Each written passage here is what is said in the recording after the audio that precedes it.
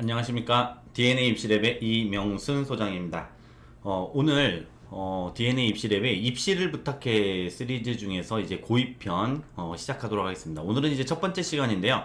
자사특목 입시의 로드맵을 이제 한번 보여드리려고 그래요. 자사특목 입시를 이제 본격적으로 시작하는 게 언제부터일지 궁금해 하실 수 있겠지만은 사실 저 입시는 뒤에 있어요. 12월에 있기 때문에 우리가 이 연초부터 사실 1월 지나고 2월도 거의 다 지난 셈인데 어떻게 준비할 수 있는지 그 부분을 한번 이야기를 해볼까 해요. 그래서 저희 DNA 입시랩에서도 그 부분과 관련된 이제 프로그램을 이제 계속 진행을 시켜가고 있는 건데요. 처음에 이제 1월에서 3월. 그래서 사실 지금 1월, 2월이 거의 다 지나가고 있는데 아직도 제가 지금 컨설팅을 하고 있거든요. 근데 1월에서 3월까지는 뭘 하는 것이 좋냐면은 이 자사특목의 합격 가능성 진단. 근데 사실 이 합격 가능성 진단이라고 하는 것은 지금 뭐 이제 주요 자사고 같은 경우는 대부분이 이제 올 A여야 붙기는 하지만 일부 자사고 같은 경우는 올 A가 아니어도 이제 붙을 수 있기 때문에 1단계 통과 가능성에 대해서 볼 필요가 있고 내가 성적이 전부 올 A다라고 하는 친구들은 사실 이제 합격 가능성보다도 내가 합격했을 때 자사고 특목고에 입학 후에 이제 얼마나 그 내신을 잘 관리를 할 수 있느냐, 거기에서 이제 어느 정도를 올라갈 수 있을까, 이제 그런 것들에 대비해서 이제 공부의 로드맵, 학습의 로드맵을 짜는 것이 이제 필요할 것이고요. 이제 그런 것과 관련된 이제 컨설팅이 일단 진행이 되고, 그 다음에 생기부를 분석해서 생기부 이제 사실 여기에서는 자사특목 입시에서는 가장 중요한 것이 자소서를 어떻게 쓰느냐예요. 1단계는 어차피 성적으로 받아놓은 것이고 성적이 이미 다 결정되어 있는 상황에서는 사실 자소서를 얼마나 잘 쓰느냐. 그래서 그 자소서를 바탕으로 한 면접에서, 물론 생기부에서도 면접이 나오는 학교들도 있고 하지만은 그 자소서를 얼마나 잘 써놓고 그 자소서에서 만들어서 출제하는 그 면접 문제를 얼마나 잘 푸느냐, 이게 관건이기 때문에 그 부분과 관련돼서 이제 진단을 할 필요가 있죠. 보통 중학생들 자소서는 아니 생기부는 그렇게 이제 잘 돼 있는 경우가 많지 않아요. 일부 학교들 제외하고서는요. 그래서 그럼에도 불구하고 우리가 이제 생기부 내용을 쭉 읽어보면서 어떤 내용들을 자소서에 꼭지로 이제 활용할 수 있을지 그 부분들을 이제 탐구가 아니라 이제 분석을 해보는 거죠. 그래서 쭉 읽어가면서 동아리 활동이라든지 수행평가라든지 학교에서 했었던 세특이라든지 독서 활동이라든지 이런 걸 바탕으로 해서 그 자소서에다 어떤 꼭지들을 만들어 나갈 수 있느냐, 이제 그런 부분들을 이제 분석을 합니다. 그게 1월에서 3월까지 이제 진행이 되는데, 요것을 우리가 보통 그 학교 바깥에서 하는 활동 가지고 하면 안 좋거든요. 그래서 학교 내 활동으로 만들어가기 위해서 1월에서 3월에 좀 컨설팅을 이제 받아라 라고 이제 이야기를 하죠. 물론 그 뒤에 받아도 할 수 있는 경우들은 꽤 있기는 한데, 이렇게 1월에서 3월이라고 애당초 잡아놨었던 이유가 뭐냐면은 3월 초가 되면 이제 동아리 활동이라든지 임원이라든지 이제 이런 것들을 그 하게 된단 말이에요. 그래서 그 활동과 관련해서 내 이 생기부를 분석해 보면은 뭐 임원을 하는 게 좋을지 아니면 동아리 장을 하는 게 좋을지, 또는 그런 장을 한다고 할 때 어떤 활동을 연계해 나갈 수 있을지, 활동해 나갈 수 있을지, 대부분이 이제 자신의 구체적인 활동과 관련된 것이죠. 그리고 이제 자기소개에서 제일 중요한 부분이라고 할 수 있는 자기주도 학습, 그 부분과 관련된 내용을 이제 이어나갈 수가 있어야 되는데, 그 무슨 얘기냐면 학교 활동이나 학교 학습과 관련해서 이어나가서 자소서를 쓰고 그걸 면접을 이제 진행한다고 생각을 해야 될 텐데, 그런 부분들 이제 학교 연계 활동으로 이제 만들어가는 과정이 이제 동아리라든지 아니면 학교 수행평가나 이런 게 관련되기 때문에 그런 부분과 관련돼서 이제 한번 자소서 관련 전체 틀을 한번 잡아보는 것이죠. 그래서 이걸 바탕으로 해서 비교과 활동 계획을 수립하는 것이 이제 첫 번째 단계고요. 사실 자소서를 쓰는 과정하고 면접을 하는 과정은 전부 다 학습의 과정이에요. 학습의 과정. 그래서 이제 학습을 해야 되고, 실제로 완전히 이제 합격한 친구들, 이제 그 불합격한 친구들하고 이번에 이제 입학하는 친구들을 봤을 때, 고등학교에 들어가는 친구들 봤을 때 이제 어떤 특징이 있냐면은, 합격한 친구들 같은 경우에는 추가적으로 주어지는 질문들에 대해서도 답변을 상당히 잘했다. 예, 그러니까 꼬리 질문이라고도 하고 추가 질문이라고도 하는데 그런 질문들이 연달아서 주어지고 그럼 이제 깊이 있게 얼마나 했는지 이제 그 실제로 네가 공부를 한 거냐 활동을 한 거냐라고 확인하는 그런 질문들에 답변을 상당히 이제 잘했다. 그래서 이제 그런 부분을 잘하기 위해서는 무엇보다도 탐구하고 관련되는 것이기 때문에 이게 다시 사실 공부하는 과정이에요. 그 공부하는 과정을 이제 어떻게 하냐?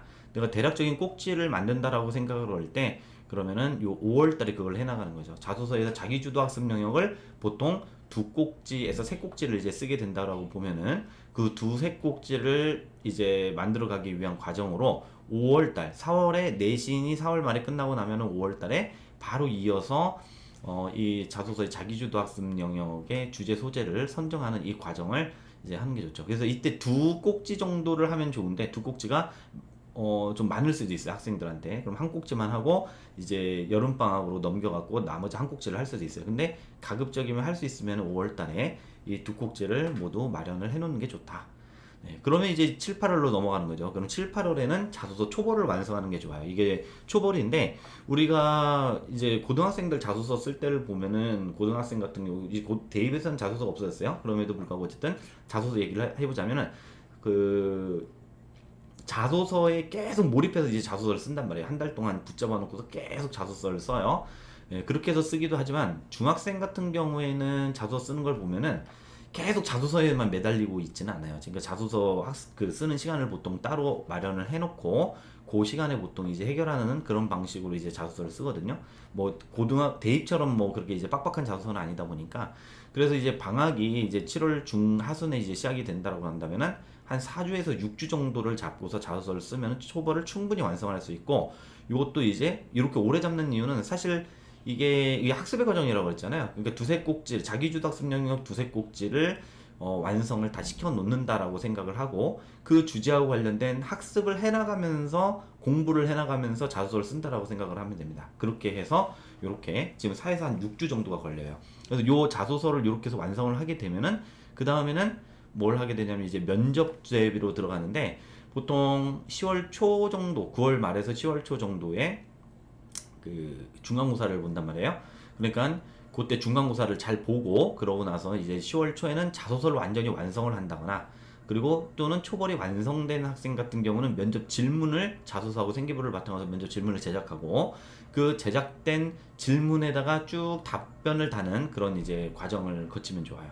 그렇게 해서 미리 답변을 만들어 놓고 그 답변에 대해서 추가 이제 그 이런 답변을 한다라고 할 때 어떤 추가 질문이 주어질 수 있는지 그걸 예상해서 추가 질문도 만들어 놓고 그거에 대해서 답변을 마련해 가면은 이제 쭉 파일로 만들어 가거든요. 그렇게 해서 만들어 가면은 이제 그 면접 준비까지 이제 할 수 있는 거죠.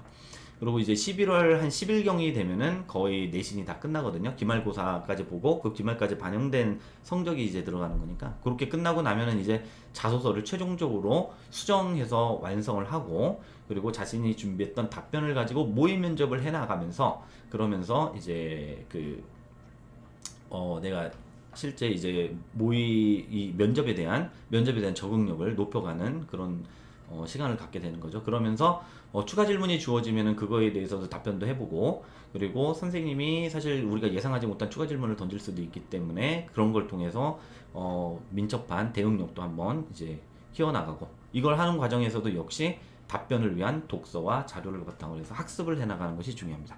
그리고 이제 12월인데요.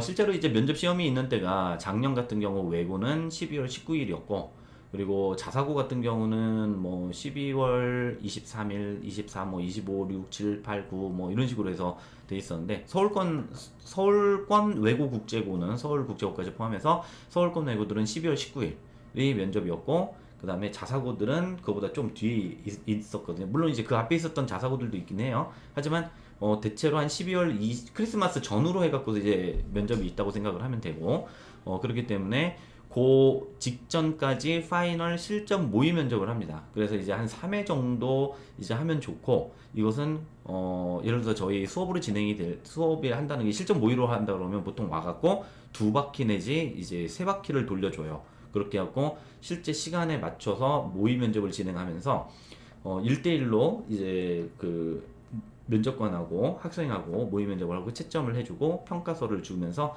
이제 학생들을 훈련을 시키고 답변 방향도 알려주기도 하고 하죠. 한 3회 정도를 보통 저희는 들으라고 하는데 5회까지 들을 필요성이 있는 학생들도 있고 그렇습니다. 그래서 이제 마지막 이제 실전 모의이기 때문에 최소 3회 정도는 들어보는 게 좋다. 그래서 자사고는 15분, 외고는 보통 이제 6분에서 7분 정도 면접이 이루어지기 때문에 저희가 이 시간들을 활용해서 이만큼의 실제 모의 면접을 진행하면서 아이들의 실전 적응 훈련을 완전히 이제 하게 만든다, 상승시킨다 이렇게 생각을 하면 되겠습니다. 그래서 여기에서도 이제 새로운 이제 선생님들이 모의 면접에서는 선생님들 또 막 바뀌어요. 그러니까 그런 새로운 선생님들이 또 새로운 관점에서 추가 질문을 던질 수도 있기 때문에 그걸 바탕으로 이제 답변의 방법을 이제 배우게 되고 답변 태도도 이제 훈련하게 되겠습니다. 이런 방식으로 이제 훈련을 하게 되면은 보통 그 자사 특목은 이제 어렵지 않게 준비를 할 수가 있습니다. 그래서 여러분들이 이 DNA 입시랩에서 이 프로그램을 따라오면은 충분히 잘할 수 있을 거라고 생각합니다. 예, 저는 여기서 마치도록 하겠습니다.